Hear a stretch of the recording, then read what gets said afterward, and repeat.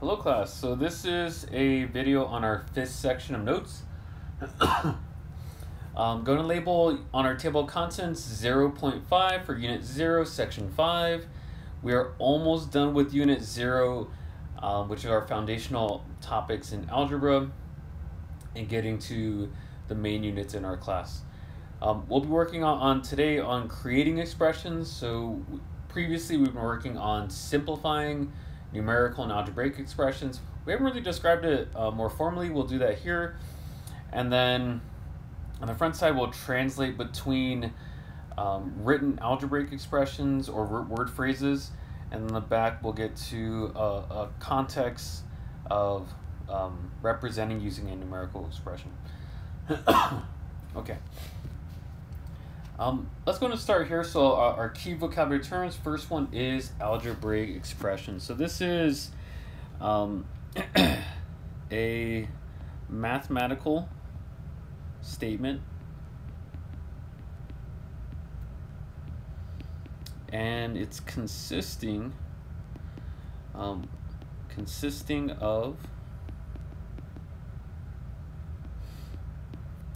we're going to say variables, operations, and although we don't it's not the exact same thing as a numerical statement, it does have what numerical statements mainly have, which are numbers.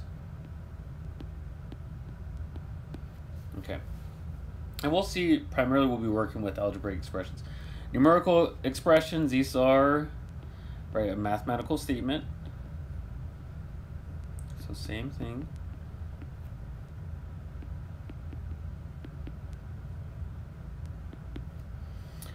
Consisting of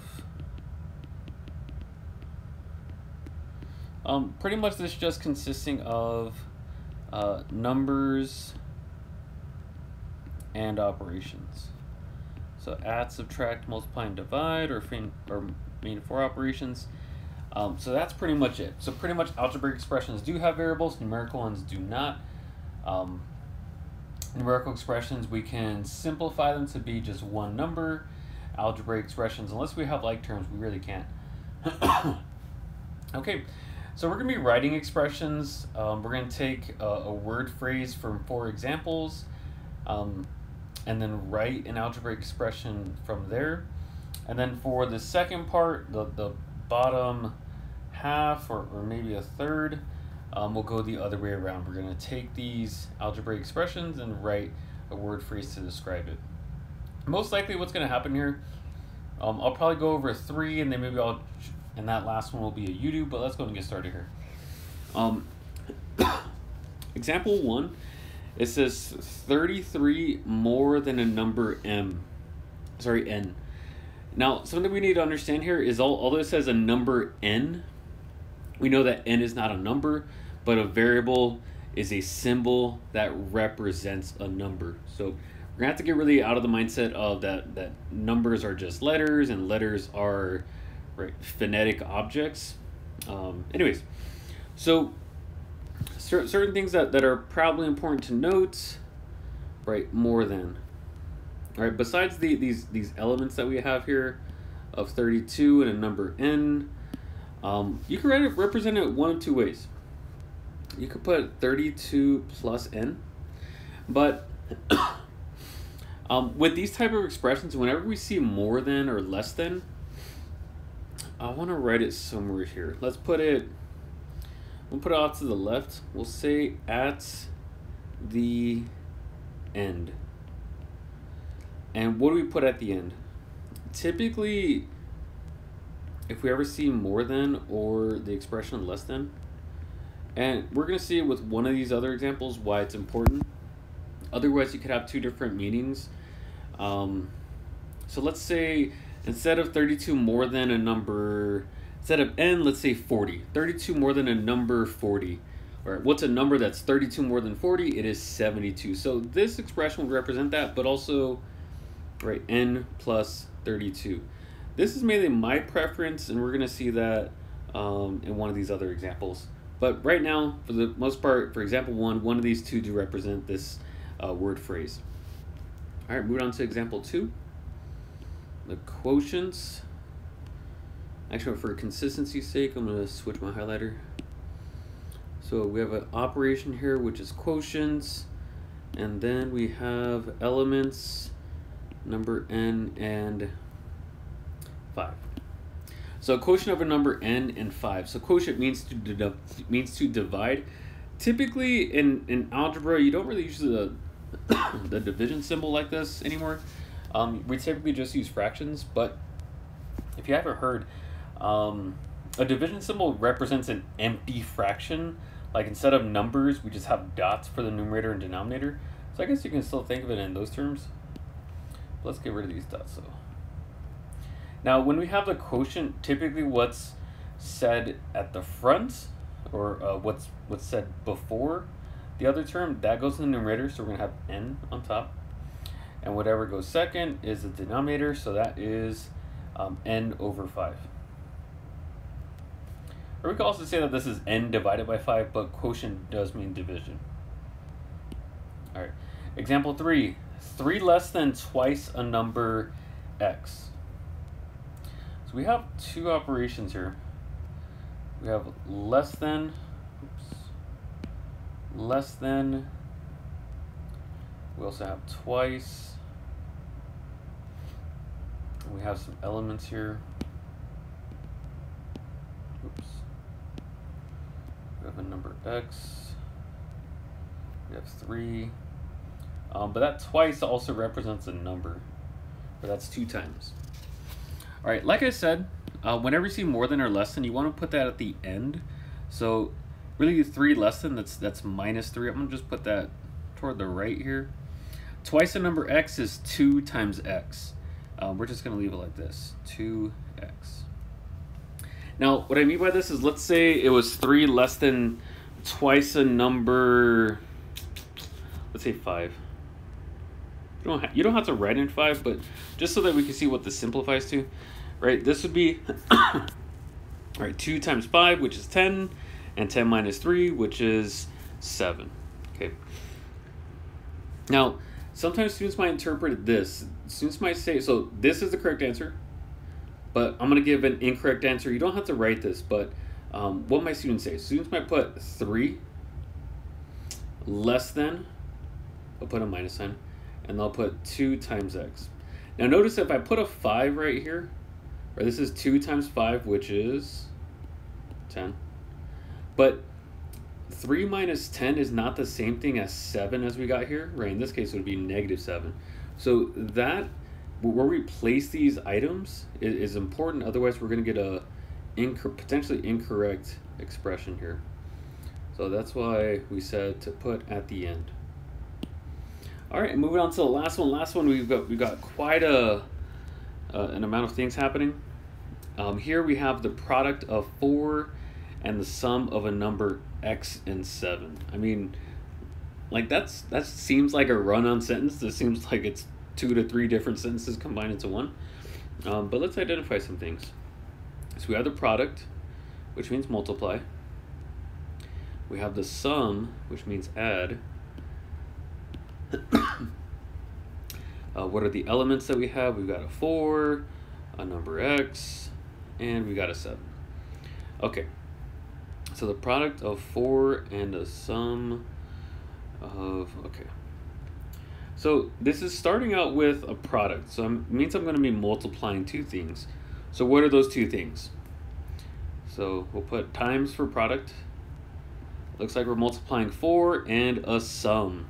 Now the sum is multiple parts. So I'm going to be multiplying that with this 4. I'll put parentheses here. What goes inside the parentheses is the sum of a number x and 7. So that is 7, or sorry, x plus 7. So really this is just the distributive property. We don't need that dot here to represent multiplication. Actually, I'll put this a little bit closer. Or you could just put that 4 in front. And we know right from our last section of notes to use the distributive property if we wanted to simplify this.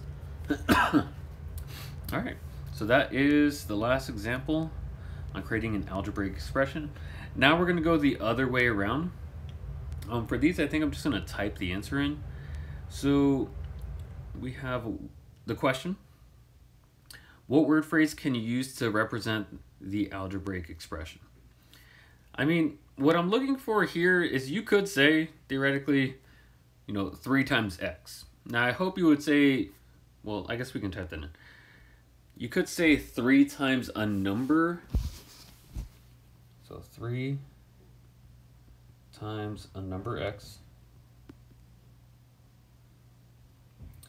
But I guess they're related to some of the other vocabulary that we have in the top 4 examples. We could say the product of 3 and a number x. Okay. And then from here, example 6. Let's get to that. If I'm going a little bit too fast here since I'm typing it, and I imagine that's probably faster than how fast some students can write, maybe just pause it for now. Okay. Example 6. It looks like we're subtracting 2 values. Now, you could put x minus, or a number x minus 1. But here, let's use a word that represents subtraction. That is the difference. Oops. The difference of 2 things, right? We first list the first item and then go to the second item. X and, difference of a number x and 1. And then a secondary thing from here is, it's actually pretty similar to example 1. Right, the example 1 we said more than. Here we can use something similar to it. We could also say that it is 1 less than a number x. Okay. From here, I think we did quite a bit of or we have really 2 examples for each of the first 2 problems. I'm going to leave the last 2 as a you do. This is your exercise. Really, there's no, well, there is an assignment, but we'll have this just be some type of practice for you, and then we'll probably go over it when I come back to the class. All right. Let's move on to the backside, though. So the backside is... Right, since the notes are on creating expressions, this is also looking at patterns and thinking of ways that we can represent them algebraically. So what we have here looks like a house of cards or a tower of either cards or blocks. Now, as we kind of add cards or blocks onto this tower, right, there are more levels. The total height of this from the ground, I think we can predict or we can model using algebraic expressions. So our example, writing a rule to describe a pattern, write an algebraic expression for the height. And here I just have varying heights here, so a level of 1 through 4, and then we already have the first one represented. So we have that to represent the first level, where we can take into account the table, right? That's a constant there, right? 24 inches, that's not going to change. The height of the table will remain constant. But each layer or level is 3.5 inches. So for this first level, it's 3.5 times 1.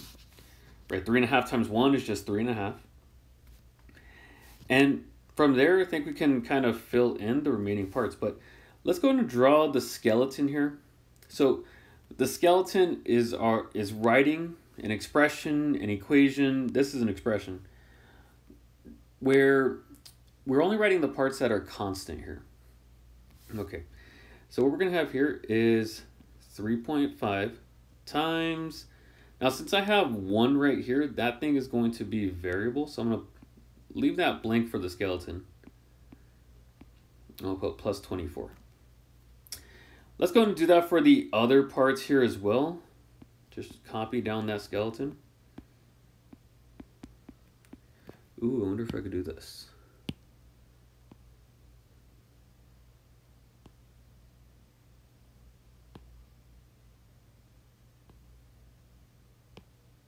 there we go. All right, cool. Save myself some time. All right, I'm going to change the color here. So, right, if we were to represent the second level, we know that that is going to be 3.5 times 2, or 3.5 plus 3.5. That's 7 inches there. And we can represent that by just, like I said, putting times 2 there. I'm going to kind of carve this 1. For the third level, we're going to multiply it by 3. For the fourth level, we can multiply it by 4. Pretty much we're just increasing by 1, but what does that represent is that every single time that we add another level, we're increasing it by 3.5 inches. All right, now here what we have at the very end is a variable. As these levels are variable in that, right, we could add more levels, or we could also lose levels if we knock it down or inadvertently just it kind of falls. How can we write that in terms of n? And n is representing the left column, which is number, specifically number of levels. So here, that n is representing these values that we have in red. So we'll have it represent those values in red. So we're going to put 3.5. We'll put times n plus 24. And that is, and we can also, you don't actually need the parentheses here, you guys should just write it like this. Right, so if I wanted to find out, right, what is the height of this pattern if I had, let's say, potentially 10 levels, right? We put a 10 in for n, multiply by 3.5, and add a 24, where we can make that prediction there. We use algebraic modeling for a lot of different things so that we can understand, you know, really the world around us. So it does model real life contexts, but for here, if you do encounter problems like this, right, really what I'd like for you to do is identify, right, what are the patterns that we can write, and when we see it like this, kind of this pattern becomes clear of how can I write an algebraic expression using what we have here are numerical expressions. Okay. Anyways, from here, I believe there's an assignment on Map Accelerator, or a couple different 2 items on Map Accelerator. Just make sure that we're completing that. Checked with the sub on after Tuesday, and she said 6th period was pretty good. So I thank you all for, you know, your participation and focus. You know, I hope to be back to class very soon. Okay. Anyways, thank you.